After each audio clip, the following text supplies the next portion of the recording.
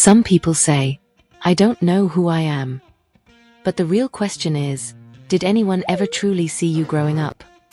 There's a pattern I keep noticing. People who feel lost, who don't know what they want, what they like, or even who they are, almost always have one thing in common: their childhood. Not always obvious abuse, not always neglect in the way people think, but something quieter, more invisible. They were never really seen, not understood, not recognized, not valued for who they truly were. And that kind of wound? It doesn't scream. It stays silent and follows you into adulthood. Today's story is about a woman. Let's call her Sonia. She wrote something that sounds simple, but carries a lot of pain. She said, I sat down to write what my dream life would look like. I had a notebook, my favorite pen, and I was ready. But after writing a few lines, I realized something terrifying. I have no idea what I want. Think about that for a second. A woman in her mid-50s, standing in the middle of her life, and she's saying, I don't know who I am. That's not confusion. That's what happens when someone spends a lifetime disconnected from themselves. Sonia continues, if I could just win the lottery, maybe life would finally feel easier. I'd travel. I'd take care of my daughter, maybe even leave my marriage. But honestly, I don't think money would make me feel better inside. And right there is the truth. This isn't about money. It's about emptiness. She says, I wake up every day just because I have to. I keep going, mostly for my daughter. But deep down, it feels like my life is already over. That line hits hard, because it's not just exhaustion, it's emotional numbness. Then she shares something from her teenage years. When I was 14, I told my mother that I felt like I had no identity. She told me to stop being silly. And that was it. But for Sonia, that moment never ended. That question stayed with her. Who am I? There was one thing she remembered clearly. I was good at drama in school. Because when I acted, I could become someone else. Do you see it? When you're never allowed to be yourself, you learn to become anyone else. You adapt. You perform. You survive. And slowly, you lose touch with who you really are. Sometimes the problem isn't that you don't have direction. It's that no one ever helped you discover it. You're not broken. You were just never truly seen. And anything that was never seen takes time to be found. But Sonia's story doesn't end here, because the real damage didn't come from confusion. It came from what she experienced at home. Imagine being a child and feeling like you don't belong in your own home. Sonia's story didn't start with confusion. It started with disconnection. From the very beginning, her life was unstable. As a baby, she wasn't raised by her parents. Instead, she was left with a neighbor, someone who simply took care of her because her parents were busy. Later, she was sent away to live with her grandparents. And for a moment, things felt different. There was warmth. There was care. There was something that felt safe. But that didn't last. After about a year, she was taken back to her parents. And that's when something inside her changed. She had just started learning how to speak. But when she returned to a home that felt unfamiliar, cold, distant, she stopped talking. Completely. That's what trauma can do. It doesn't always look loud or dramatic. Sometimes, it quietly shuts parts of you down. When a child loses a safe environment, their nervous system doesn't understand why. It just learns one thing. It's not safe to be myself. Sonia remembers that her mother tried, at least in the beginning, but something never clicked. She didn't feel accepted. She didn't feel wanted. Almost like she wasn't the child her mother had hoped for. And then, everything shifted. Her mother became pregnant again. A baby boy was born. And suddenly, all the attention, all the love, all the energy, went to him. Sonia noticed it. Even as a small child, she could feel the difference. Her brother was easier, more lovable, more wanted. At least, that's how it looked. She wanted to help. She wanted to be involved. She wanted to feel included. But she wasn't allowed. Her mother kept a distance from her, while building a close, almost exclusive bond with her brother. And without anyone saying it out loud, a message was being sent. You are not the same. You are not enough. Children don't question these messages. They absorb them. They turn them into beliefs. A child who feels unwanted doesn't grow up thinking, my parents were wrong. They grow up thinking, something is wrong with me. Sonia didn't have many clear memories from that time, but she remembered the feeling, the quiet hurt, the invisible distance. And then there was something even heavier in the background. Her parents' relationship. It wasn't peaceful. It wasn't stable. It was violent. Her father was aggressive, unpredictable, sometimes cruel. Her mother, overwhelmed, emotionally unavailable. And in the middle of all that chaos, there was a child, trying to make sense of it all. Sonia remembers sitting with her brother at night, listening to shouting, to things breaking, to fear filling the house. They would sit there silently, frozen, waiting, not knowing what would happen next, not knowing if things would calm down, or get worse. And in those moments, a child doesn't just feel scared. They feel helpless. When fear becomes a normal part of childhood, your body learns to stay on alert, even when there's no danger. And sometimes, it learns to shut down completely. That's how survival works. Not by feeling more, but by feeling less. Sonia didn't just grow up without attention. She grew up without safety, without emotional connection, without a sense of belonging. And over time, that creates something very dangerous. Emotional isolation. You're surrounded by people, but you feel completely alone. But the hardest part of Sonia's story wasn't just feeling ignored. It was the moments that proved she truly didn't matter in her own family.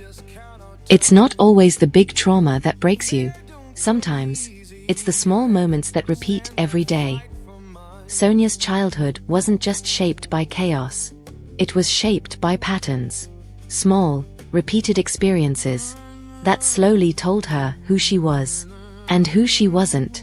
One of the things she remembers most clearly was bedtime. Every night, her mother would spend time with her younger brother, talking, laughing, sitting with him for what felt like forever.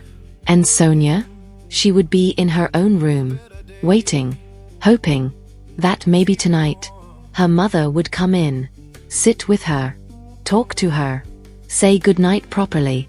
But instead, her mother would just call out from a distance, "Good night," and walk away. No hug, no connection, no presence. At first, Sonia thought, maybe it's my fault. So one night, she tried something different. She walked into her brother's room, hoping to be part of that moment, hoping to finally feel included. But the second she entered, everything changed. The laughter stopped. The conversation ended. The energy shifted. And in that silence, she understood something without anyone saying it. You don't belong here. So she quietly walked back to her room, alone. Moments like this may seem small, but for a child, they define reality. Not once, not twice, but over and over again, until it becomes a belief. Another memory stayed with her. Something simple, almost insignificant on the surface. Her mother had some cake. Sonia loved it. When it was time to share, her brother was given the bigger piece, and Sonia got less. She spoke up. She said it wasn't fair. And instead of being heard, she was dismissed, told she was being ridiculous, and forced to accept it. Think about that. It wasn't just about cake. It was about being told, your voice doesn't matter. Your feelings don't count. And when that happens enough times, you stop speaking. Not just out loud, but internally too. A child who isn't heard eventually stops listening to themselves. Sonia also shared something darker. As her brother grew older, he didn't just ignore her. He started treating her the same way he had seen their parents treat her. With disrespect, with entitlement, even aggression. And the worst part? He knew she wouldn't be believed, because that had already been established. Her parents had created a reality where he was the good child, and she was nothing. When a child is consistently invalidated, they don't just lose confidence, they lose their sense of worth. Sonia even remembers achieving something meaningful. She won a school prize for writing, a real accomplishment, something to be proud of. But when she brought it home, there was no reaction, no celebration, no acknowledgement. It was as if it never happened. And in that moment, another belief was reinforced. No matter what I do, I will never be enough. Over time, these experiences don't just hurt, they build an identity. Not the identity you choose, but the one you're forced to accept. Invisible, unimportant, unwanted. And when you grow up with that, you don't chase your dreams. You don't trust your desires. Because deep down, you don't believe you deserve anything. But what happens when a child grows up carrying all of this pain into adulthood? Why do they feel stuck, tired, and unable to move forward? Have you ever felt like your life is moving, but you are not? Sonia grew up, but the pain didn't disappear. It just changed form. On the outside, she became an adult. She built a life. She had responsibilities. A marriage, a child, a daily routine. But on the inside, something never fully developed. That sense of identity, of knowing who you are, what you want, what makes you feel alive. It was still missing. And instead, there was something else. Exhaustion. Not just physical tiredness, but emotional fatigue. She describes it simply. I wake up because I have to. I go through the day because I have to. I keep going. Mostly for my daughter. That's not living. That's surviving. And this is where many people get confused. They think, maybe I'm just lazy. Maybe I lack motivation. Maybe something is wrong with me. But what if it's not laziness at all? What if your body is doing exactly what it learned to do as a child? When a child grows up in fear, neglect, or emotional pain, their nervous system adapts. There are different survival responses: fight, flight, fawn, and one that often goes unnoticed: freeze. Freeze doesn't look dramatic. It looks like this. You can't take action, you feel stuck, you overthink everything, you have no energy to move forward. You're not choosing to stay still. Your system is trying to protect you. Sonia's words reflect this perfectly. I don't want to do anything. I feel like my life is over. I don't even know what direction to take. This is what emotional shutdown feels like. Because when you grow up, not being seen, not being heard, not being valued, you don't learn how to move toward life. You learn how to endure it. You can't build a future when you were never allowed to explore yourself in the first place. As a child, Sonia didn't get the chance to try things safely, to express herself freely, to discover what she liked or didn't like. So now, as an adult, when she tries to ask, "What do I want?" there's no clear answer. Not because she doesn't have desires, but because those desires were buried long ago. And something else happens too. When you grow up feeling like you don't matter, you start building your life around survival, not fulfillment. You stay in relationships that don't make you happy. You avoid risks. You keep things small. Because deep down, you don't expect life to give you more. Sonia even mentioned her marriage briefly. Not in detail. Just one line. But that one line said enough. It wasn't fulfilling. It wasn't alive. It was just there. And that's often how trauma shows up in adulthood. Not as chaos, but as emptiness. Everything looks fine from the outside, but inside, there's no connection, no excitement, no sense of self. But here's the important part. This state is not permanent. Feeling stuck doesn't mean you are broken. It means your system is tired. It means it learned to survive, not to live. And anything that was learned can be unlearned. Slowly, gently, step by step. Even the smallest action can begin to shift something. A new experience, a small decision, a moment of self-awareness. These are the things that start bringing you back. Not all at once, but gradually. But if all this pain comes from the past, then how do you actually heal from it? How do you find yourself when you've never really known who you are? What if it's not too late to become who you were always meant to be? Sonia's story is painful, but it's not over. Because no matter how much was missed in childhood, no matter how unseen, unheard, or unloved you felt, there is something very important to understand. Your story didn't end back then. Yes, your past shaped you, but it didn't define your entire future. Sonia asked a simple question. Why do I feel so stuck? Why can't I move forward? And the answer isn't weakness. It isn't failure. It's something much deeper. Her system learned to survive, but never learned how to live. So now the real question becomes, how do you change that? Not by forcing yourself, not by blaming yourself, but by starting gently. Nothing is wrong with you. What you're feeling, the confusion, the emptiness, the lack of direction, these are not flaws. They are responses. Responses to a childhood where you weren't seen, you weren't heard, you weren't emotionally supported. When you understand this, something shifts. Instead of saying, "What's wrong with me?" you start asking, "What happened to me?" And that question opens the door to healing. For someone like Sonia, asking "What do I want?" can feel impossible. So don't start there. Start small. What do you enjoy? Even a little. What brings even a tiny sense of relief? Sonia mentioned something important. She loved acting. She loved writing. These are not random details. These are clues. Clues to who she really is. Sometimes your true self doesn't disappear. It hides in the things that once made you feel alive. You don't find yourself all at once. You rediscover yourself in small pieces. Trying something again. Feeling something again. Allowing yourself to explore.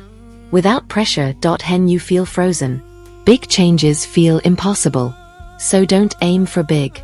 Start with one small step. Something simple. Something doable. It could be writing a few lines, taking a short walk, trying a class, doing something creative. These actions may seem small, but they send a powerful message to your mind. I'm still here. I can move. I can choose. And slowly, that frozen state begins to loosen. When your nervous system is overwhelmed, clarity disappears.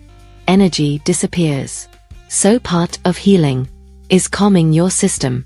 This can be done through quiet reflection, writing your thoughts, deep breathing, gentle movement, like walking, stretching, yoga.